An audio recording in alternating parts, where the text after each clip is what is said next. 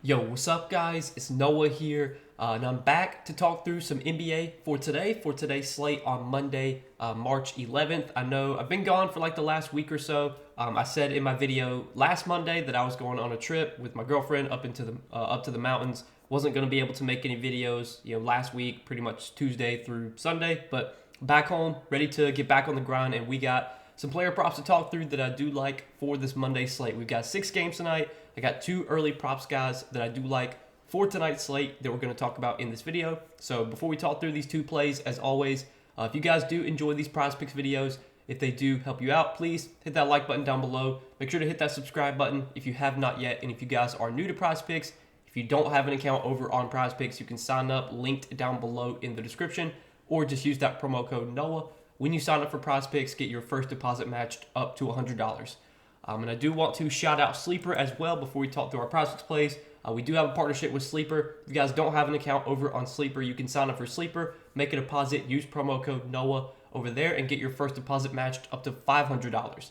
Now, if you don't know what Sleeper is, they are a DFS pick'em app similar to Prizepicks. They're similar to a lot of the other DFS apps you see around the industry. It's really simple on Sleeper. You pick over or under on player projections. You build out an entry. You can make up to an 8-pick entry over there. You can win up to 100x your money. If you guys do want to check them out, again, if you sign up and use that code NOAH, you'll get your first deposit matched up to $500 over on Sleeper. But we got 2 Prizepicks plays to talk through, guys, for this Monday slate. Again, I'm excited to be back, making some content again. Let's talk through the props I like for Monday. So first play that we're going to take a look at that I'm liking for tonight is going to be a rebounds prop. And we're going to look at Jalen Duren, 11.5 rebounds. I like the over here, more than 11.5 rebounds for Jalen Duren. Now, if you look at Jalen Duren's recent games, it obviously doesn't look very pretty. He's gone under this line in 4 out of his last 5 games. But you have to look more into it. You also have to look at some of the matchups he's had. So this has been a tough stretch of matchups for Jalen Duren, especially from a rebounding perspective. He's had to face Cleveland, Orlando, Miami. Brooklyn was an okay matchup. The matchup against Dallas was really good. But like last game against Dallas, he only played 16 minutes. Duren did, because he was just in foul trouble the whole game, and he got ejected. He did get decent minutes in that game against Brooklyn. Played 30 minutes, had 14 rebounds. He did play 32 minutes against Miami, but again, that was a very tough matchup. Miami's one of the toughest matchups for centers. They're also a tough rebounding matchup. He only played 24 and a half minutes against Orlando. That game was a blowout. Plus, it was a very tough matchup. And then he had to face Cleveland, another very tough matchup, a good defensive team, and a team that rebounds well. So, Duren has just had a stretch of very tough rebounding matchups.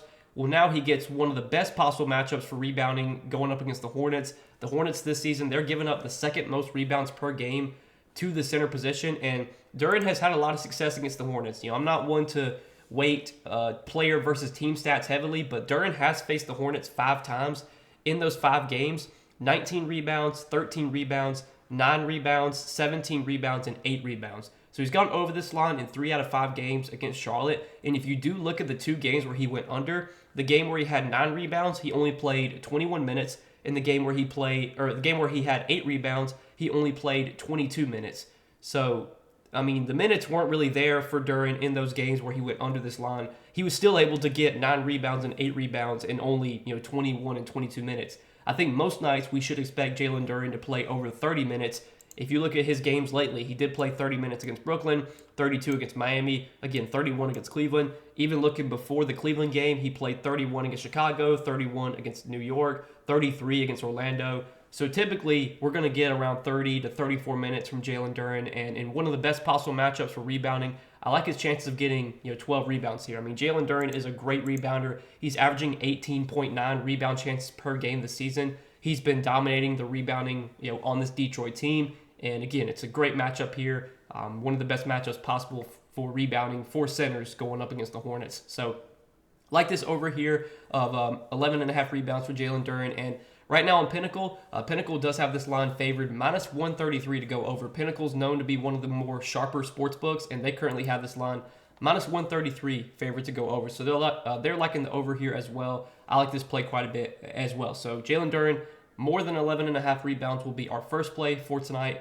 Next play I like, going to be a rebounds plus assist prop, and we're going to look at Brandon Podziemski, 10.5 rebounds plus assists, and I like the over here as well for pods. So Pods, you look at his recent games, he's only gone over this once over his last 5 games. He did go over last game in this same matchup against San Antonio, but I really want to highlight last game because last game the Warriors, they were without Steph Curry. Steph Curry's, once again going to be out tonight. Not exactly sure how long Curry's going to be out, but while Steph Curry is out, we're going to see more secure minutes for Pods. We're going to probably see more opportunities for him to handle the ball, to rack up assists, just because when you take Curry off the floor, that opens up so much usage. Obviously, Curry is a very high usage player. He's also a very ball dominant player. So the ball's just going to be able to be in Pods' hands more. I was looking for potential assist stats last game, but I couldn't find them on the NBA website. But Pods did have 12, or not 12, excuse me. He had 13 rebounds plus assists last game. He had 7 assists and 6 rebounds. His assist numbers really spiked last game without Steph Curry. This was the first time since February 15th that Pods has had at least, that he's had 7 assists or more in a game. So I think it's fair to assume that we're possibly going to see more assist opportunities for Pods here since he'll be able to handle the ball more without Steph Curry. Now, the Warriors, they did move Chris Paul into the starting lineup last game, and I think Chris Paul, obviously when Chris Paul's on the floor, he's going to handle the ball a lot and he'll be able to rack up some assists. But Pods should get some minutes on the floor without Chris Paul, and those should be minutes when he's really able to rack up assists. I mean, this season, Pods is averaging the 4th most potential assists per game on the team. He's averaging 6.1 potential assists per game, and that's, you got to factor in the 8.4 potential assists that Steph Curry was averaging. Those are probably going to be spread out amongst, other guys, Chris Paul, maybe Draymond, and then obviously I think Pods should benefit from an assist perspective. His assist percentage should rise. His potential assists probably should see a little bit of a boost as well. And when you look at rebounding, this is a guy, he's a guard, but this is someone that has shown the ability to rebound really well this season. Pods is averaging, he's averaging almost 6 rebounds per game. He's averaging 10.2 rebound chances per game. So, not only should we see more assist opportunities for Pods here without Steph Curry, but the rebounding numbers should continue to be there for Pods. Again, he's shown the ability to rebound when given minutes this season. Last game had 6 rebounds. He's been averaging almost 6 rebounds per game this season. And if you look at games this season where he's played at least 30 minutes, last game he played 30 and a half minutes. He did lose about a minute and a half of playing time last game because of blowout. The Warriors subbed out their starters with about a minute and a half left in the game. So had that game been competitive last game, Pods probably would have played about 32 minutes. But even if we just assume he's playing over 30 minutes, Pods has played over 30 minutes in 21 games this season. He's gone over this rebounds plus assist line in 13 out of those 21 games. And he's actually gone over this in 9 out of his last 11 games when playing over 30 minutes. So typically, when Pods gets over 30 minutes, we got a pretty good chance of him getting 11 rebounds plus assists. I think the matchup's pretty good here against San Antonio. The Spurs, they like to play fast. This game should be relatively fast-paced. It should be high-scoring. And I think because this game's being played in San Antonio, I think that makes it more likely this game is competitive. Right now, the spread is 4.5. I know last game it was a little bit of a blowout. The Warriors actually almost, they pretty much got blown out last game at home.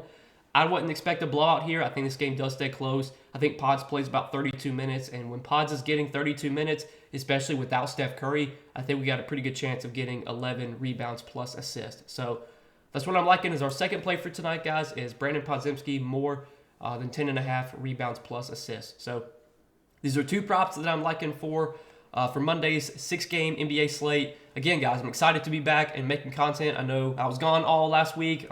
Just went on a trip, didn't really have time to make videos. Also, I don't really have like a setup where I can make videos on the go. That's probably something that I should invest in, honestly, so that I could still make videos even when I'm not home. But just took a week off from the content, but I'm back and excited to finish off this NBA season. I think we got like a month left of the NBA regular season, and then obviously the playoffs start. I'll still be making content all throughout the playoffs too. Plus, MLB starts up soon. Don't know yet about the how I'm going to manage content between NBA and MLB. We'll have to see there. But as always, I do appreciate you guys supporting the Prizepicks content, supporting these videos. If you guys do enjoy these videos, again, please hit that like button down below. I do always appreciate the likes. Make sure to hit that subscribe button if you have not yet. And again, if you guys don't have an account over on Prizepicks, be sure to sign up for Prizepicks. Use that promo code NOAH when you do sign up and get your first deposit matched up to $100. But good luck tonight, guys. Thanks as always for watching. Appreciate your support. We'll see you guys in the next video. Peace.